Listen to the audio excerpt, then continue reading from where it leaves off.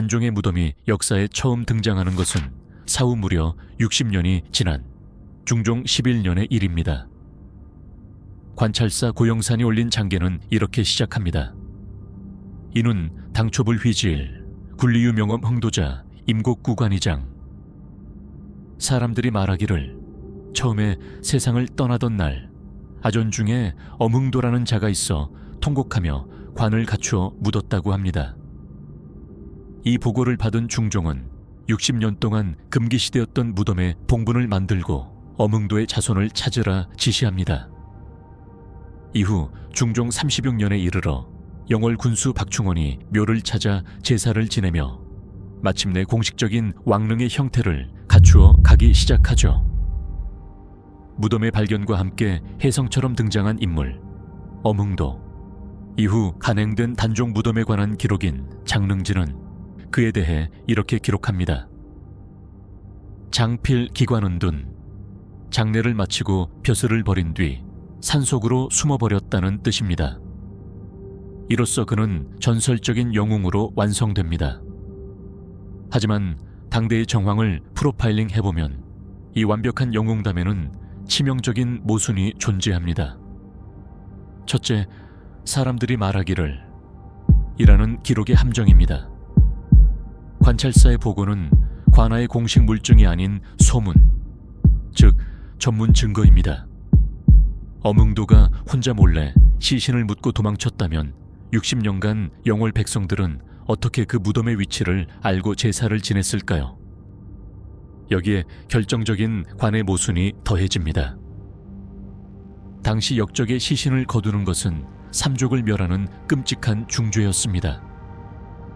한낱 지방 아전이 그 살벌한 감시망을 뚫고 눈에 띄게 거대한 관을 짜서 시신을 운반해 무덤까지 만들었다는 것은 현실적으로 앞뒤가 맞지 않습니다. 둘째, 산속으로 완벽하게 숨었다는 서사는 사실과 달랐습니다. 중종의 하교 직후 숨어 지냈다던 엄흥도의 후손들은 아주 쉽게 발견되어 벼슬을 받았습니다. 셋째, 실체적 진실은 집단 암장일 가능성입니다. 시신을 수습한 것은 한 명의 영웅이 아니라 슬픔을 공유했던 영월 민초들의 집단 암장이었을 가능성이 큽니다. 그리고 훗날의 권력이 충절의 교과서를 만들기 위해 영월 아전의 이름에 극적 서사를 더시폈을 가능성이 농후합니다. 이처럼 단종의 죽음이 왜곡된 이유는 그 이면의 이를 이용하는 각 시대별 권력자들의 교활한 정치 심리학이 숨어 있습니다. 세조 측은 도덕적 면죄부를 얻기 위해 국가의 처형을 자결로 둔갑시켰습니다. 책임은 피하고 권력만 취하겠다는 사이코패스적 범죄 은폐수법이죠. 반면 중종과 사림은 왜 단종을 부활시켰을까요? 이는 신권을 강화하기 위한 고도의 계산이었습니다.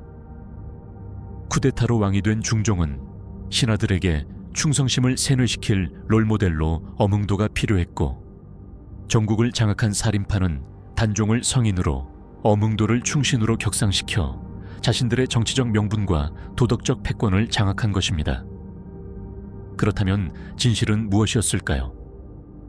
저는 이 사건을 이렇게 프로파일링 해보고자 합니다. 단종은 한명회와 신숙주가 기획한 사법살인으로 목숨을 잃었습니다. 그들은 소년의 목을 졸랐고 기록을 자살로 덮었으며 이름마저 지워버렸습니다. 그리고 후대의 권력자들 역시 명분을 위해 무덤 속의 단종을 다시 꺼내 정치적으로 소비했고, 엄흥도라는 인물은 충절의 아이콘으로 조작되었습니다. 이처럼 1457년 영월 살인사건이라는 완전 범죄는 권력을 찬탈하기 위해 진실을 조작한 자들과 그 죽음을 이용해 또 다른 권력을 탐했던 자들이 벌인 조선 역사상 가장 잔혹한 정치 스릴러였다고 보여집니다. 그러나 제 프로파일링이 틀릴 수도 있습니다. 결국 이 어린 왕의 죽음의 실체적 진실을 들여다보는 판단과 상상은 오직 현대의 배심원인 여러분의 몫입니다. 여러분의 프로파일링 결과를 댓글로 자유롭게 남겨주시기 바랍니다. 그런데 여러분, 단종의 죽음을 기획한 한명회는 놀랍게도 그 당시에 또 다른 커다란 범죄를 기획하고 있었습니다. 그것은 과연 무엇이었을까요? 다음 시간에는 한명회가 기획한 또 다른 범죄에 대해서 심층 프로파일링 해보려 합니다. 주식회사 프로파일러 심리분석연구소는 여러분의 소중한 후원으로 운영됩니다.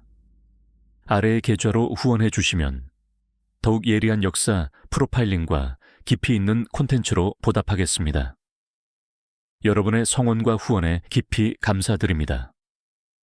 시청해 주셔서 감사합니다.